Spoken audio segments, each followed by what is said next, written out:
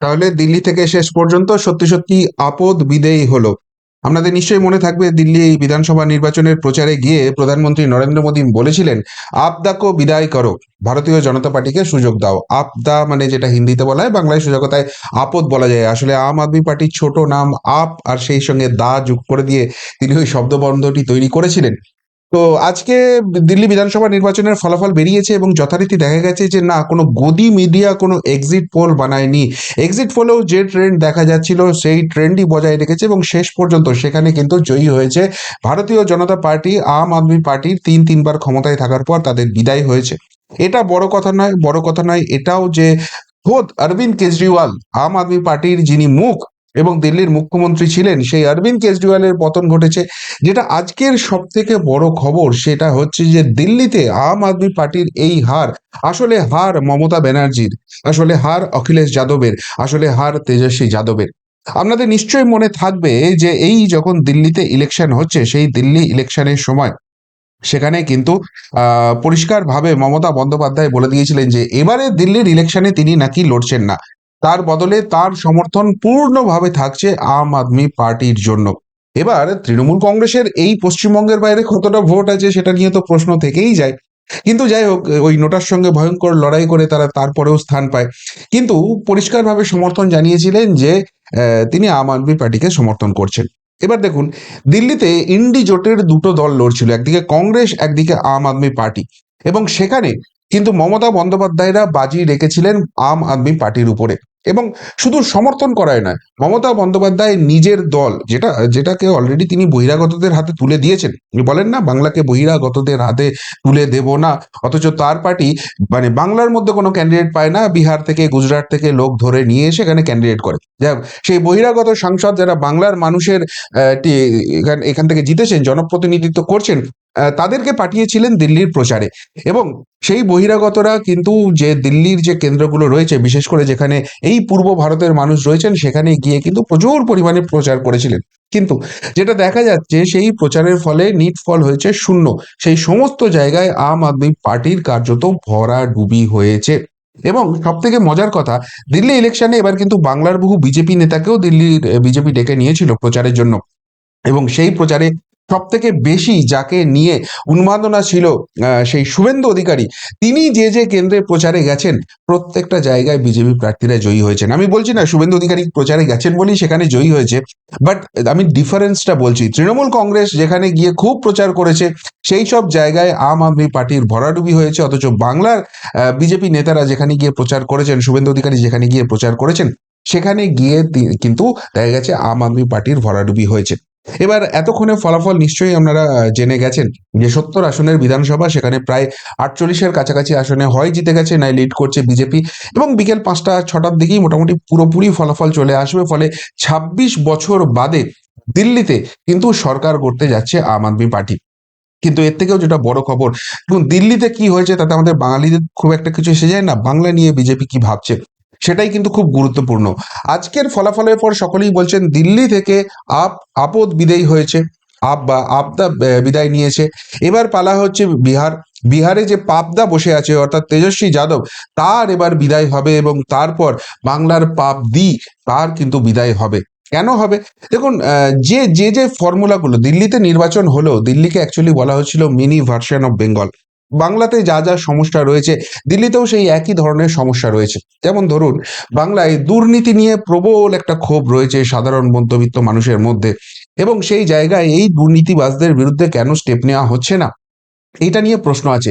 অনেকেই হয়তো জেলে গেছেন কিন্তু তারা মূল মাথা নয়, কিন্তু যারা জেলে যাননি, বাইরে আছেন, সেরকম বহু মানুষ রয়েছে, তাদেরকে ধরা উচিত। এই নিয়ে বাঙালির একটা ক্ষোভ আছে। এবার এই জায়গাটায় রাজনীতির ময়দানে আবার একটা কিন্তু নতুন সমীকরণ থাকে। সেটা হচ্ছে, কোনো নেতা বা নেত্রীকে জেলে পাঠালে তার পপুলারিটি বেড়ে যায়। ভিকটিম কার্ড খেলতে শুরু করে, যে দেখো আমাকে তো জেলে পাঠিয়ে দিয়েছে, আমার সঙ্গে রাজনৈতিকভাবে পাচ্ছে না, যেটা এই রাজ্যে তৃণমূল কংগ্রেসও করে থাকে। দিল্লিতেও সেই একই রকম গেম খেলেছিল অরবিন্দ কেজরিওয়াল এবং তার দল। তার দলের একাধিক নেতা মন্ত্রী, খোদ অরবিন্দ কেজরিওয়ালও, তাকেও কিন্তু জেলে যেতে হয়েছিল। এবং সেই জেলে যাওয়াটা, বিজেপির কথা ছিল দুর্নীতি করেছে সেই জন্য ইডি সিবিআই জেলে পড়ছে এবং সেটা আদালতও দেখছে সেই জায়গাটা। কিন্তু অরবিন্দ কেজরিওয়ালের বক্তব্য ছিল তার বিরুদ্ধে ভিকটিম পলিটিক্স খেলা হচ্ছে, অর্থাৎ তার সঙ্গে রাজনৈতিক যুদ্ধে নরেন্দ্র মোদী, অমিত শাহরা পারছেন না। এবং সেই জায়গা থেকেই তারা কিন্তু তাকে জোর করে জেলে পুরছেন। কিন্তু দেখা যাচ্ছে অরবিন্দ কেজরিওয়াল, সত্যেন্দ্র জৈন, মনীষ সিসোদিয়া, যাদেরকে যাদেরকে জেলে যেতে হয়েছিল দুর্নীতির দায়ে, তারা প্রত্যেকে এবারে নির্বাচনে হেরে গেছেন। অর্থাৎ বিজেপির কাছে কিন্তু রাস্তাটা পুরো খোলা হয়ে গেল। দুর্নীতির বিরুদ্ধে মানুষ ঠিক কি চাইছে, আজকে দুর্নীতিবাজদের জেলে পুরলে তাদেরকে কিন্তু মানুষ কোনো সময় মনে করেন না তাদের সঙ্গে রাজনৈতিক যুদ্ধ পাচ্ছে না বলে তাদেরকে জেলে পোরা হচ্ছে। বরং এই যে দুর্নীতি সাফাইটা হচ্ছে, এটা সাধারণ মানুষ খুব খুশি হয়। ফলে দিল্লিতে এই অ্যাকশন নেওয়ার সুফল কিন্তু বিজেপি পেয়েছে, এবং সেই জায়গায় বাংলাতেও কিন্তু এবার সেই একই অ্যাকশন হবে। বাংলাতে খুব কড়া ডোজ আসতে চলেছে, দিল্লি ইলেকশন কিন্তু সেটা চোখে আঙুল দিয়ে দেখিয়ে দিয়েছে। 2 নম্বর, ডোল পলিটিক্স যেটাকে বলা হয় বাংলাতে, যেটাকে আমরা বলি ভাতা ভিক্ষার পলিটিক্স। দেখুন, এটা 2021-এর নির্বাচন থেকে একটা নতুন ট্রেন্ড শুরু করেছিল কিন্তু এই রাজ্যে তৃণমূল কংগ্রেস। ওই লক্ষ্মীর ভান্ডার দিয়ে দেবো, বিভিন্ন রকম ভাতা দিয়ে দেবো, বিজেপি এলে তো এইসব জিনিসগুলো দেবে না। এবার এই লক্ষ্মীর ভান্ডার প্রকল্পটা, এটা তো মূলত একটা টোকা প্রকল্প। আসামে হিমন্ত বিশ্ব শর্মা শুরু করেছিলেন, কিন্তু বিজেপি সেটাকে কোনোদিনই সেইভাবে প্রচার করেনি। সেই প্রকল্পটাকেই টুকে এখানে লক্ষ্মীর ভান্ডার বলে চালানো হয়। এবং সেইটা যখন মমতা বন্দ্যোপাধ্যায় নিয়ে এলেন, মানুষ কিন্তু বললো আরে নতুন একটা জিনিস পাবো, তাদের একটা এক্সপেকটেশন বাড়লো। তারপর 2024-এর আগে তিনি সেই ভাতার পরিমাণটা বাড়িয়ে দিলেন, 500টা বাড়িয়ে 1000 করলেন, 1000টা বাড়িয়ে 1200 করলেন। মানুষের মনে কি লাগে, আমাদের টাকা বাড়ছে, একটা এক্সপেকটেশন বা সেটার প্রতি একটা সহানুভূতি ছিল, এবং সেটার ফলাফল তৃণমূল কংগ্রেস পেয়েছে। কিন্তু তারপর যেটা দেখা গেছে যে এটা মানুষের অভ্যাসে পরিণত হয়ে গেছে। এই লক্ষ্মীর ভান্ডার কিন্তু আর নতুন করে কোনো ইম্প্যাক্ট করবে না। এবং 2 নম্বর, এখন যেটা দেখা যাচ্ছে বিজেপি যেসব রাজ্যে আসছে, সেই প্রত্যেকটা রাজ্যে এই ধরনের মহিলাদের প্রতি একটা যে ভাতা দেওয়ার ব্যাপার, সেটা কিন্তু তারাও করছে। এবং সেই ভাতার পরিমাণটা কিন্তু অনেক বেশি। যেটা পশ্চিমবঙ্গে 1000 টাকা বা 1200 টাকা আছে, সেটা বিজেপি শাসিত কোনো রাজ্যে মিনিমাম 2500 টাকা, 3500 টাকা এই ধরনের একটা ভাতা তারা দেয়। ফলে বিজেপি এলে এই লক্ষ্মীর ভান্ডার বন্ধ হয়ে যাবে এই রকম কোনো ব্যাপার নেই। বিজেপি এলে লক্ষ্মীর ভান্ডার তো চলবেই, বরং টাকার পরিমাণ আরো অনেক বেশি পড়ে যাবে। ফলে তার একটা ইম্প্যাক্ট রয়েছে। 3 নম্বর যে জায়গাটা, সেটা হচ্ছে মুসলিম ভোট, সংখ্যালঘু ভোট। যে সংখ্যালঘু ভোট সবসময় বিজেপির এগেনস্টে ভোট করেছে, এবং তার ফায়দাটা অপোজিট দিকে গেছে। এবং এই পশ্চিমবঙ্গে তার সব থেকে বড় জলজ্যান্ত উদাহরণ রয়েছে। 31% সংখ্যালঘু ভোট আছে, যার পুরোটাই প্রায় মমতা বন্দ্যোপাধ্যায়ের বাক্সে পড়ে। এখানেও অরবিন্দ কেজরিওয়ালের ক্ষেত্রেও কিন্তু সেই একই জিনিস, একই সমীকরণ ঘটতো।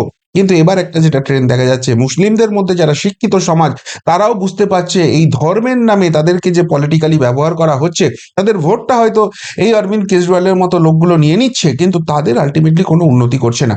ফলে একটা ভালো ট্রেন্ড যেটা দেখা গেছে, 5% হলেও মুসলিম ভোট কিন্তু বিজেপির দিকে টার্ন অ্যারাউন্ড করছে।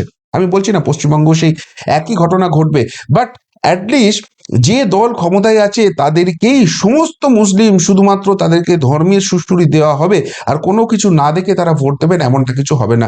শিক্ষিত মুসলিম যারা, তারা কিন্তু অন্যরকম ভাববে, হয়তো বিজেপিকে ভোট দেবে, হয়তো কংগ্রেসকে দেবে, হয়তো সিপিএমকে দেবে, কিন্তু একটা অল্টারনেটিভ, সেটা তৃণমূলের বাক্স থেকে বেরিয়ে আসার একটা সম্ভাবনা আছে। ফলে সেটাও কিন্তু মমতা বন্দ্যোপাধ্যায়ের যথেষ্ট রকমের টেনশন বাড়াবে। এবং 4 নম্বর, যেটা সব থেকে গুরুত্বপূর্ণ জায়গা, এই রাজ্যের একটা বড় সংখ্যক মানুষ মনে করেন যে এই রাজ্যের শাসক দলের সঙ্গে দিল্লির বিজেপির একটা সেটিং আছে। সেটা ভেরিয়াস রিজনে হতে পারে।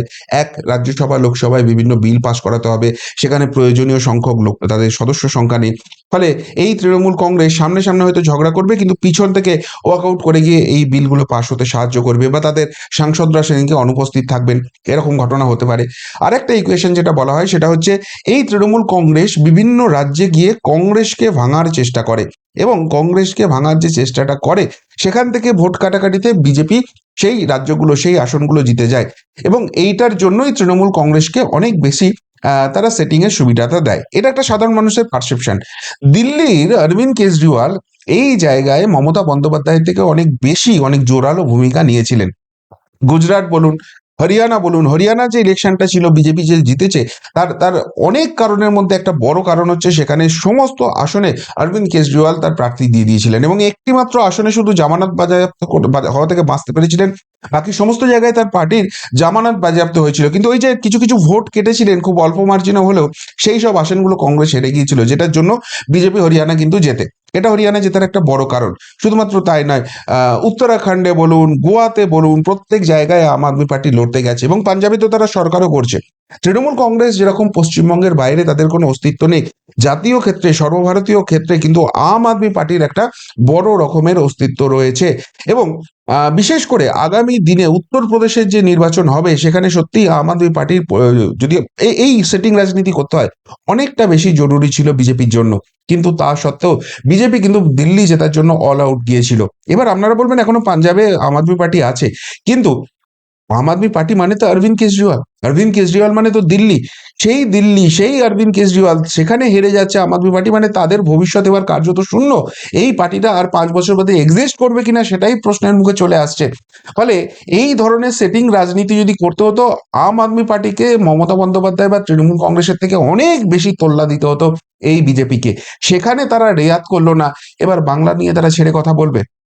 তার থেকেও মাথায় রাখতে হবে, দিল্লি দিল্লি কিন্তু একটা প্রেস্টিজ ফাইট ছিল। রাজ্য হিসেবে দিল্লির কিন্তু খুব একটা গুরুত্ব কিছু নেই, কেননা রাজ্যের যে মূল জায়গাগুলো আইন শৃঙ্খলা বা অন্যান্য জিনিস, টাকা পয়সার ব্যাপার, সেগুলো সবই কেন্দ্রের হাতে থাকতো। এটা একটা বড়সড় মিউনিসিপ্যালিটির মতো জায়গা রয়েছে। কিন্তু পশ্চিমবঙ্গ যেখানে 42 জন সাংসদ রয়েছে এবং একটা পূর্ণ রাজ্য, তার সমস্ত কিছু রয়েছে, বিশেষ করে ভারত লাগোয়া যে বাংলাদেশ রয়েছে সেখানকার একটা বিস্তীর্ণ অঞ্চল এই পশ্চিমবঙ্গের সঙ্গে বর্ডার শেয়ার করছে। ফলে সমস্ত দিক থেকে পলিটিক্যালি, জিও পলিটিক্যালি, ভারতের আভ্যন্তরীণ সুরক্ষা, অর্থনৈতিক ব্যবস্থা, আইন শৃঙ্খলা, সমস্ত কিছুর দিক থেকে দিল্লির থেকে হাজার গুণ ইম্পর্টেন্ট বাংলা। আর তাই বাংলা জেতার জন্য বিজেপি কিন্তু অল আউট ঝাঁপাবে। কিভাবে ঝাঁপাবে তার ইঙ্গিত কিন্তু ইতিমধ্যেই দুখানা এসে গেছে। কি সেটা আমি আলাদা এপিসোড করবো, কারণ এখানে বলতে গেলে সেটা অনেক দীর্ঘ হয়ে যাচ্ছে। আমি পরের এপিসোডে সেইটা নিয়ে আসার চেষ্টা করব যে দিল্লি জিততেই বাংলার জন্য কিভাবে ঝাঁপাচ্ছে। কিন্তু সব মিলিয়ে আজকে আম আদমি পার্টির দিল্লিতে যে হার হলো, মাফলারওয়ালা যিনি নিজেকে একজন খুব খুব সাধারণ মানুষ হিসেবে দেখেছেন, হ্যাঁ এই জায়গাটা খুব ইম্পর্টেন্ট, বাংলার সঙ্গে মিল পাওয়া যাচ্ছে। নিজেকে একজন মাফলারওয়ালা, একজন সাধারণ মানুষ, দুর্নীতির সঙ্গে কোনো সংস্রব নেই, মানে অনেকটা আমাদের বাংলায় সততার প্রতীকের মতো নিজেকে সামনে নিয়ে এসেছিলেন এই অরবিন্দ কেজরিওয়াল। কিন্তু শেষ পর্যন্ত বিজেপি কি বার করলো, সেখানে তার শীষমহল হয়েছে আমার আপনার জনগণের টাকায় রাজপ্রাসাদের থেকেও বিলাসবহুল একটা প্রাসাদ নিজের জন্য বানিয়েছেন অরবিন্দ কেজরিওয়াল। বাংলাতেও তো একটা রকম অশান্তি নিকেতন নাকি আছে না? নিজে হয়তো করেনি, নিজে টালির চালা আছে, কিন্তু হয়ে গেছে, পরিবারের লোকের জন্য হয়ে গেছে। ওই চত্বরের সমস্ত প্লট, সেখানকার মানুষ, তাদেরকে কিন্তু ছেড়ে চলে যেতে হয়েছে। বড় বড় বিল্ডিং হয়ে গেছে। যিনি বলেছিলেন আমার কোনো পরিবার নেই, তার পরিবারের প্রত্যেকটা সদস্য তারা সমাজ সেবা করে কোটি কোটি টাকা কামাচ্ছে, বড়লোক হচ্ছে, এরকম মোটা মোটা গলায় চেন পরে ঘুরে বেড়াচ্ছে। সুতরাং সমস্ত কিছু কিন্তু দিল্লির সঙ্গে মিল আছে। আর তাই দিল্লির ইকুয়েশনে যদি আম আদমি পার্টি, অরবিন্দ কেজরিওয়াল এভাবে মুছে সাফ হয়ে যেতে পারে, বাংলা বাংলা নেক্সট স্টপেজ হবে। মাঝখানে বিহার আসছে এবং বিহারে হয়তো এর থেকেও ভালো ফলাফল বিজেপি করবে। এখন থেকেই বিহার নিয়ে, কাল থেকেই হয়তো যে টিম দিল্লিতে কাজ করেছিল তারা পুরো বিহারে উঠে আসছে এবং বিহার মিটলেই তারা বাংলাতে প্রবেশ করবে। কিন্তু আজকে অরবিন্দ কেজরিওয়ালের হার কিন্তু টেনশন, রাত জাগা শুরু এই রাজ্যেও শুরু হয়ে গেল।